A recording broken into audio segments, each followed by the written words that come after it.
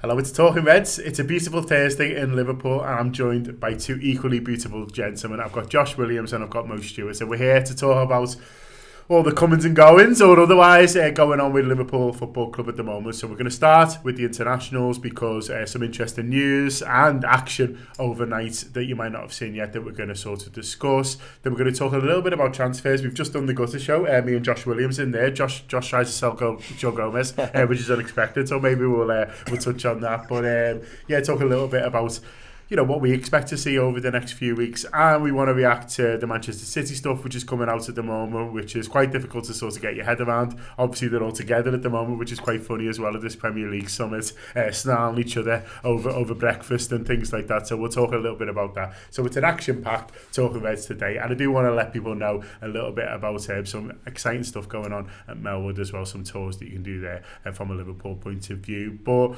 first of all, internationals. So I'll talk about England first of all. Because Joycey, who rarely gets these things wrong, has spoken this morning that it looks like Curtis Jones and Joel Quansah are going to be two of the 7 who are going to miss out. So it's 33 in this provisional squad. It's to go down to 26. We know James Maddison has been evicted, literally from the Big Brother house. He's just gone straight to Ibiza. Not even took a bag. I mean, he's going to end up on Love Island, isn't he? Possibly. Maybe that's what. Maybe he went, listen, Gareth, I've got an offer here. Yeah. Joey Essex is on, saying, will you come on? So just let me know now, because it's not too late. So maybe stranger things have happened. But from Jones and Quansah's point of view, it's not a massive shock. No. I think they did well to get in the 33. I think it was almost like getting into the 33 was a recognition from Southgate that we have been watching you. We do think that you are of our quality. But frankly, the reason why it's such a big training squad is because there is so many injury questions over some of the guys who he absolutely wants to pick. And it's now looking like some of those injury worries, particularly Luke Shaw, looks like he's going to be okay. So maybe some of those guys who were there just as a bit of an extra buffer are starting to leave. I mean, from Quansah and Jones' point of view, the fact that they weren't involved on Monday would have probably let them know if they didn't know already, because essentially with the decision being made literally hours after the game on Friday, it's hard to believe anyone who's playing on Friday isn't going to be in it, which makes you think that anyone who wasn't playing on Monday, if you're not playing on Friday, then what are you even there for? So they probably would have understood that already. But they're both young. There's both time for them to come again. Maybe even with a new England manager. Well, we'll see. If only Man United have got their eye on him. But that certainly is one for another day. But like Mo says, it's they should see it, and hopefully do see it as a reward for everything they've done this season. And certainly Joel Quansah, who this time last year, wouldn't have thought he'd be anywhere near the England squad. I don't think many people would have, but everything he's done. And also Curtis Jones as well, who didn't have a perfect season. He was in and out of the team through sort of injury and things like that. And I think, maybe this time last year we said, well, there is an opportunity there for him. But I think both of them have done well to sort of get into that 33, and hopefully we'll take a little bit of heart from it. Yeah, but with Quansah, mate, I mean, imagine the odds you would have got on that last year. Yeah. Quansah making the Euro squad and that was a proper long shot, and he's come out of nowhere and really established himself as well. And he made no secret of that as well. Things he was saying about like Matip getting injured, just coming out and just saying, "Sound, I'm happy about it." Things like that. So he's got that mentality, and probably moving forward, next couple of England squads in terms of next tournaments and stuff like that. England haven't really had a wealth of centre halves. We've had a few players in there who have not been playing well for the clubs and stuff. So I think Quansah can definitely target that moving forward. And Curtis Jones, similar. I think he probably a little bit ahead of Harvey Elliott in the pecking order. I think Harvey Elliott's been a little bit unlucky not to get called up himself. But Jones can cover different positions. England have typically struggled for like technical, deep lying midfielders. Maybe he can kind of remould himself into that kind of thing. But yeah, both big players for the future, and the fact that they're getting this recognition, they deserve it. One thing I was going to say about Curtis, I would love to know how he really feels about Trent getting picked as a midfielder ahead of him for England. There's probably some wild text going between the two of them. If you're Trent, though, just send him like a clip of that pass. Just shut up, lad, you know what I mean? From a positive point of view from Liverpool, though, it does mean that they'll be available from the first day of pre-season training. They'll be out in America with me and you, and that's good for the manager. He'll want obviously everyone who he can.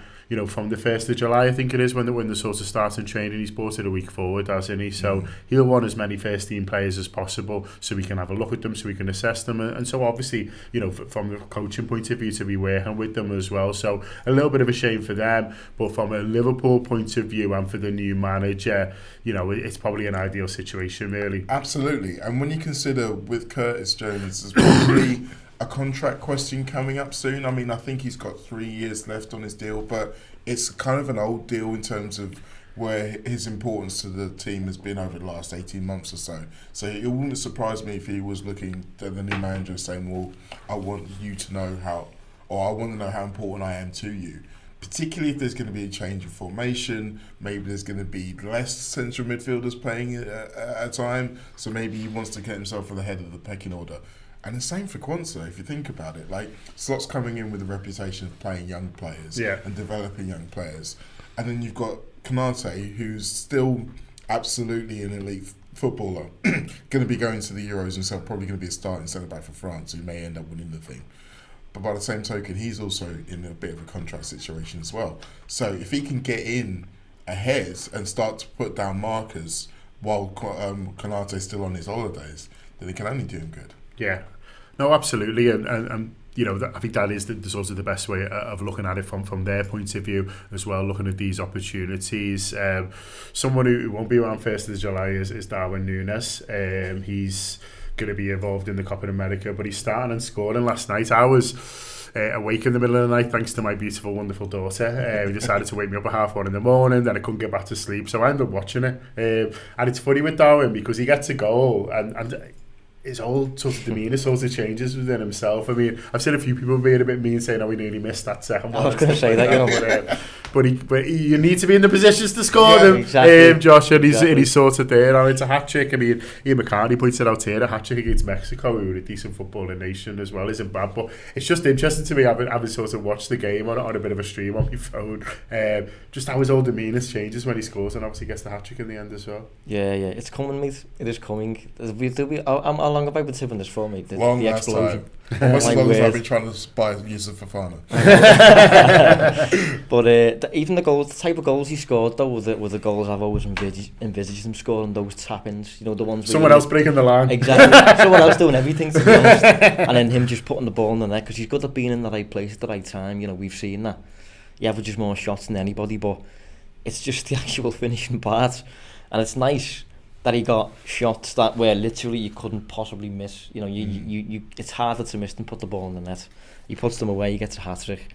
I think he's scored in 5 consecutive games now for Bielsa. So he's doing something right there.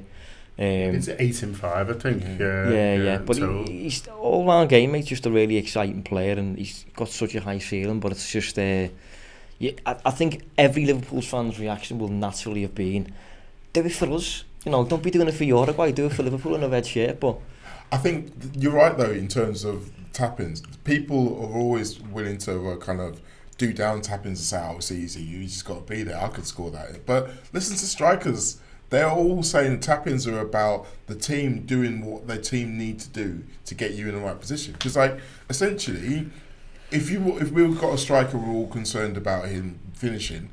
Give him chances where he doesn't have to do anything except be there. And he can do that part. And yeah, sometimes you think about the positions he puts himself in, you think, well, he can do better there, he could do better there. But we can also help him. And it's interesting because the formation that Uruguay play feels a little bit closer to a slot formation than it did to a Klopp formation. So it might be that we are going to be seeing more chances of him doing tap-ins in the 6-yard box than we did last season, and he'll probably score more. By the way, as well, this new Wenger's offside rule. Mate, I'm ready for this. I'm absolutely in favour of it. Maybe Arsenal's got shares in Darwin Nunez. Maybe that's what it is. Maybe he's got him on like that football index or something. I don't know if that's still going anymore, is it? But I mean, it's out of all the players is going to benefit. surely he's at the top of the list, mate. Absolutely. But, you know, there is question marks about a lot of our forwards at the moment. In fact, the very first comment on this, which felt aggressive, was I said hiya, and then someone, NC87, says, Darwin Nunez and Diaz out. And I'm like, good morning to you two. And then he says, hi, John. which I really like, sort of up the events. But there are, you know, the forwards, there's question marks over all of them, and you can make arguments, and we've just done a gutter show, which is our transfer audio show available for subscribers, and we talked a little bit about Luis Diaz and what you do if sort of a comment come in. But there's this from Henry H, who says, thoughts on Jota, considering his continued increase in injury record, would you sell him or keep him? Would it be better to have a more available younger forward, someone like Jonathan David, maybe? So, I mean, you can make an argument for all of them, as I say, and listen, we've all got the ones that we like and the ones that we don't, and that's sort of a personal preference. But from someone like sort of Michael Edwards and Richard Hughes, who's looking at it, they're probably thinking, well, maybe for all of them it depends on the offers that come in and what's available and what you can do with that money. And it's not as easy to say, oh yeah, we'll just sell him and then we'll try and find something else. Exactly. It's, well, who wants to, what's the money sort of coming in, and how can we use that to make the squad better? I think that's the key. I really do. I think seeing how the market lies, and we're still very, very early on, so no one really knows what people are thinking in terms of what valuation is going to be. There's always going to be that one big early deal that kind of sets the market in terms of how much a striker is valued or how much any player is valued, and then you kind of work off of all of those. But in terms of Jota, yes, you can say that we'd be better off having a player who's on the pitch a lot more often. But then cast your mind back 12 months. Some people wanted to sell Joe Gomez because he didn't get on the pitch a lot of the time. And then look at the last season. He had his best season in a long time in terms of actually getting on the pitch and staying injury-free. And now Josh is trying to sell him. I know, right? What do you want? An arsehole. So the point is that you can look at someone's record of injuries and say, up to now, it's not been great. But you can also look at it and say that doesn't necessarily mean that's how it's going to extrapolate forward. And when we've got 5 forwards, we're always going to need people to come off the bench and make an impact. And I think of the 5, he's the best at doing that. So I'd put a very high premium on it if someone wants to sell Jota. I would want to see a lot of money. Just on the other side, Patrick Westmore's just said, I agreed with Josh. So there we are. I don't know what about. But, that's good. That's a good approach to take. Something you said, Patrick agrees with. Yeah, so there you are. I just wanted to feel free to be positive. Good, yeah, I feel good about that.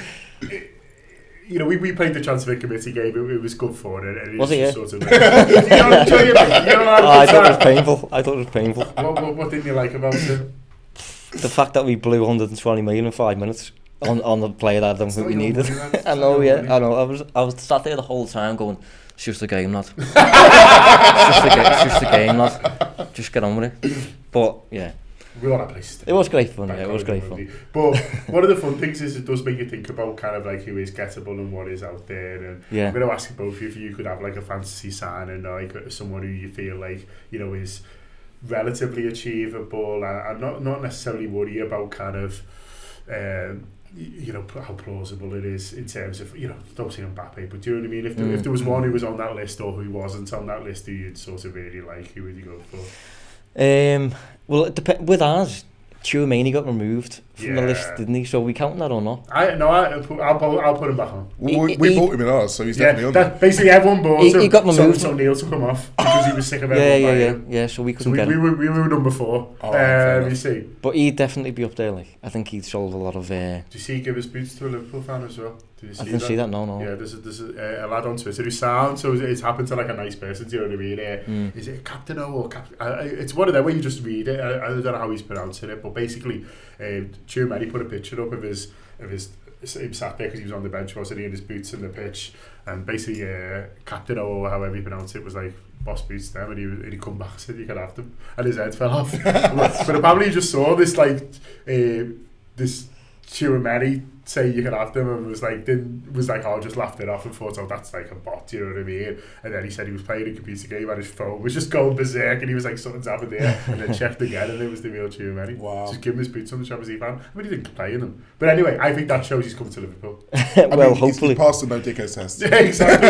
Yeah. I think he's a player who'd solve a lot of the problems we've seen over the past 12 months though, and Another lad who I like as well, who I don't think would do as much of the Solden, but is just boss anyway, is the lad from Napoli. I'm not going to try and pronounce his name. It begins with a K, he plays on the left. Kvaradona. Yeah, Kvaradona, yeah. I think he's brilliant. And I think if we did sell Diaz, which is kind of in the news a little bit, he'd be a brilliant replacement for me, but then you'd have to deal with the fellas in charge at Napoli, which is not ideal. You don't have to worry about that. That's just as fun. Exactly, yeah. Fun. This is the fun that you didn't have in the transfer committee. Free rein without me going, just buy this. Well, because we are dealing in fantasy, so I haven't got people in the comments telling me, he's never going to leave, I'm on board with the Chiromeni train. Yeah. Absolutely, I think he's fantastic. Have done for a long time. I still think Real Madrid aren't utilising him properly. Maybe that's going to change now, but we'll have to wait and see. But yeah, in terms of what one person who could elevate everything, I think he would be perfect. Up front, I like the look of Lois Openda as well. I think he's another guy. He's already scored 20 goals in France and in Germany. And in Belgium. Yeah, I mean, he looks like one of those guys. Why did you bring him up in the game, lads? No, he looks brilliant. By the way, I did bring him up in the game and got shouted down by Mr. Phil Blundell. Surprise. Shut up, you boring bitch. Yeah, I mean, what can I say? But yeah, he's a guy who I think he's going to end up at a big club. Absolutely.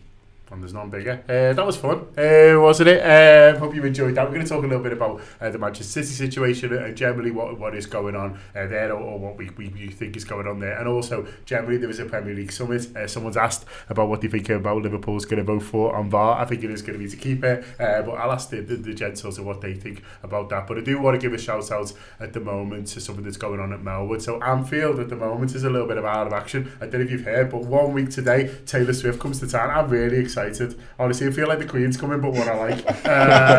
So they just a week today, Taylor Swift is coming to town. Liverpool is decked out. There is Swiftie mania here, but one of the things is you can't do a tour of Anfield at the moment. That is one of the negative knock-on effects. So they've opened up Melwood, which is a rare opportunity. Have either you two been to Melwood, by the way? No, I've never been. No, it's boss, but like not many people sort of have had the opportunity. It's fantastic. I've been lucky enough to go, and as soon as you walk in, you can just almost like smell the history, and you think about all the amazing players who've trained there, obviously the managers, who work with people, and you're thinking about Shankly doing loads of sort of pointing and the old board with the numbers on it and sorts of stuff like that. It is that sort of place, but it's a state-of-the-art training facility now as well. Obviously, it's the home now of the LFC women's team, which is fantastic, and so there's fantastic facilities there, quite rightly, for the professional women's team. But in June, and just for the month of June, they are opening it up for tours, and they're doing some Legends ones as well that I wanted to give it a little bit of a push for.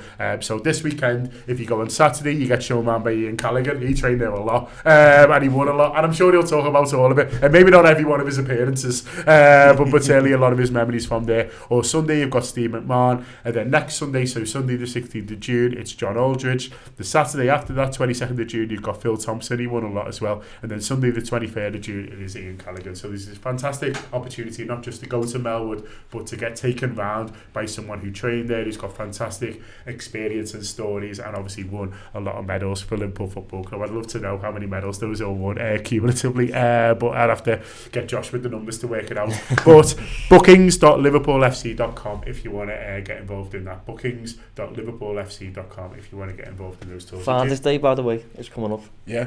I'm just trying to contribute to the sales here, but just came to mind. I thought that's a good point. That. Yeah. Well, that's all John Aldridge should say, isn't it? Father's Day. What I was thinking. That's what I call Father's Day. John Aldridge is like, So there you are. What a gift. Ted and Sybil, if you're watching, I'll go. Absolutely. I don't think they'll get me much, to be honest with you. I might get a cupcake or something. A migraine. But if your kids are sounder than mine, get in touch with them. I've given them a bit of a nudge. They do vouchers on the site as well if you sort of don't want to commit to a date for Father's Day. But yeah, there we go. Okay, let's move on. So the Premier League Summit is going on. Everyone's fuming with each other. I find it a bit hard to sort of get my head around. It does feel like it's connected to the charges, Josh, but people sort of try and make out that maybe it's not. I read somewhere that they're actually trying to dispute what was brought in February. The phrase tyranny of the majority is just so appalling that you've got to laugh. Put that on a flag and glass. My word. I mean, they're not winning many sound points. I think it is fair to say Manchester City, but are they bothered? They haven't for a while, to be fair. I don't think they win many of them anyway, but it's It's hard for me. I try to just completely ignore it, if I'm honest. It's easier when there's actual football. That's my problem. Yeah. So not just this, but all the bad stuff around football is easier to ignore when there's actual football, and when it's not, it's like, oh, you're just getting the bad. Yeah, I just find it draining, and when you know you have no influence over it, and you're reliant on like suits who you've never met, you know, and to do the job properly and stuff, and by the book, I just ignore it. It's the same with referees. I just pay no attention to referees because it just drains me, mate. But it's the kind of ongoing thing that's just sour, innit? It's sour in the league and that, and it's kind of dividing people and stuff, and you just not what you want to see, is it? No, I think I had that instinct as well, in as much as I'm just like, oh, this is all so anti of what we're in it for. Yeah. This is absolutely not what we care about. But by the same token, I do worry that our apathy is exactly what they want. Yeah. Because that means that there is going to be less people scrutinising and challenging exactly what it is they're doing. And then we're going to get 2 or 3 years down the line and suddenly we're like, oh, well, football's even worse because of these rulings now. And you look at the discourse and how it's being discussed. This is one of those things where everybody in football who possibly isn't a Man City fan, or maybe even some Man City fans, to be honest, should be coming together and be like, yeah, this isn't right. This isn't what we should be allowing to happen. Yeah. And that never happens here because we all just get caught up in the tribal bullshit. Like, I was looking at some of the stuff on Twitter now, and just the combination of someone trying to look at the wider concepts in terms of state-funded ownership and talking about Newcastle, talking about even some stuff with Chelsea. Suddenly everyone gets defensive. You get Newcastle fans and Chelsea fans saying, well, we've not done this, and what about Standard Chartered, and what about this, and what about blah, blah, blah, blah. It's like, well, these are all valid points to a point, but they don't get us anywhere. No. Like, and this goes back to what you're saying about the summit. My biggest issue with summits like that is that they're all together and they'll all say things, but then they're all entirely caught up in self-interest. Yeah. No one ever votes for anything that's actually going to harm themselves for the good of the game. Ever.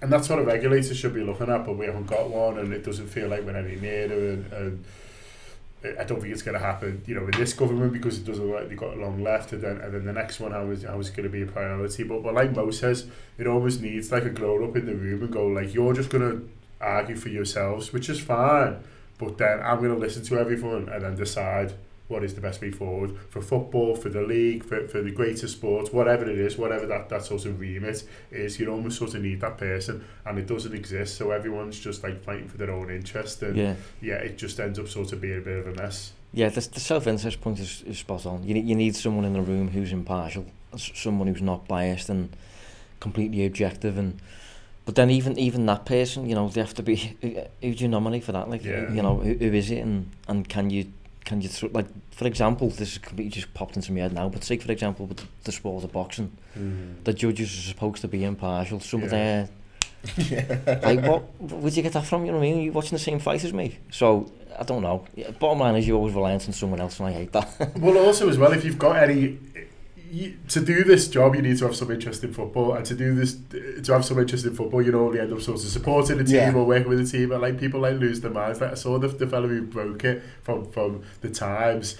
You know, Man City jumped on the fact that he's married to an Arsenal director or something like that, and you're like, well, I mean, is it? Yeah, but is the story true? So, yeah, he's also a journalist. Yeah, exactly. But everyone's just like, oh, and you see it now. Obviously, Rick Parry's in charge of the EFL, and people say, oh, you know, Liverpool stuff and stuff like that. You know what I mean? But like, you know, you can either get someone completely removed of football, and then you're having to explain to them what the offside rule is. Yeah. Do you know what I mean? Or you just accept that if someone has a knowledge of football, then they've probably worked for a football club, or at least paid some money at some point to watch someone play. Absolutely, and yet they are still able to be objective over what is good and what isn't good. And I think we're in a place now, like I said before, tribalism is kind of pulling everyone down. This is part of it. Everyone wants to have some kind of gotcha. It's like, well, the only reason someone's saying this is because of their allegiance, not because it's true. And if everybody keeps saying that, we're eventually going to find ourselves at the bottom of this horrible pit and wondering how we got here. And it was all because every time someone had a coherent argument, it was shot down because of something that doesn't matter. Was brought into the table. Whataboutism and all of those annoying, frustrating things. With Man City, the idea that this new charge that they're bringing against them, and if they are successful with it, it will completely change the nature of all of these charges that have been hanging over them for how many years now. Like, there's no way we can ignore that those two things are going to have correlation. Yeah. And when you're looking towards the specifics of whether or not a body can decide how much their own sponsorships are worth, like, that's the kind of element you can take out of the football context. You can take that to a judge who works in, I don't know, Papua New Guinea, and just take all the names off of it and just say, Company A is doing this in this area, should they be allowed? And they'll be like, well, absolutely not. Yeah. And that's kind of where we need to get to. We need to find some parts of it which you can regulate without necessarily having to get into the nuances of football ownership. And it is just sort of mad that you end up in this space, Josh, isn't it? And you were saying before, you try and disengage with it, like, and I think in a way that is the healthiest way. Like, I got into a bit of a rabbit hole with it last night, and then I'm like, what are you doing? Because, like, you're not going to change anything, but you're just sort of driving yourself mad. But then I understand Mo's points as well, that, like, apathy leads you down to a path. And we have got to a situation now where a lot of the stuff, the genie's out of the bottle. A lot of we've sort of gone far down, and I've got some sympathy with the clubs with the idea of, well, how do you compete if you're not one of the established elite football clubs in this country? How do you sort of jump? It is almost impossible unless it seems that a country buyer and decides to also have a go. But then But then you need to start somewhere, and what about it? Like Mo says, sort of doesn't help. Like, it needs to be a case of like, well, look, this has gone so far away from like the sport that we all love. Then let's almost start again and decide like, well, how should we run football in this country, and how do you do that for the best for supporters and everyone who's got like an interest and a stake in it, and work it out from there. But who does that? Fuck us. Yeah. I mean, what I do find a little bit funny about it, by the way, is just if you are as innocent as you're suggesting, and you've done everything by the book for the past decade, why are you trying to enforce change, and why are you acting up against like the current state of things and acting like standing up for the little man and all that? They just want it sorted, Josh. That's what they keep saying. Pep Well, that's like, apparently, we just want it resolved. Yeah, we just want it resolved, but don't ignore them barriers that we're throwing in. Ignore them. We just want it resolved. It's just funny that like you can agitate for such change and that things aren't fair, but then you are actually doing everything fair by the book, and you have been for the past decade. And you keep winning, so what's the problem? Exactly. It doesn't really add up, does it? But I don't know. It does not, but we'll see. It's going to play out in courts rather than on football pitches, whether we like it or not. But that is the situation that we have. Okay, we'll leave it there. I want to give a huge thanks to Mo and to Josh for joining me, for you guys for joining, for the comments. Sorry I couldn't read all of them. It was all on me today. I need Secco for everything in life, to be honest with you. I mean, let's not go too far. Ashley's been filming today as well. Up to Reds.